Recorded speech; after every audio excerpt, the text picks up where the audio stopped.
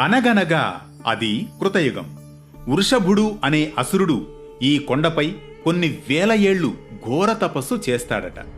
ప్రతిరోజు తుమ్మురు తీర్థంలో స్నానం చేసి ఉగ్ర నరసింహుని కోసం 5000 ఏళ్లు ఘోరంగా తపస్సు చేసి స్వామి ప్రత్యక్షం కాగా యుద్ధ భిక్షను వరంగా కోరుకున్నాడట.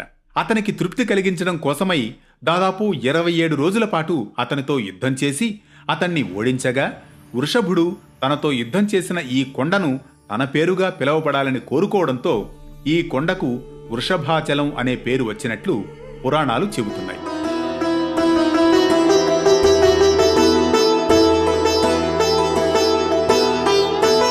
ఇక త్రేతాయుగం రామావతార సమయంలో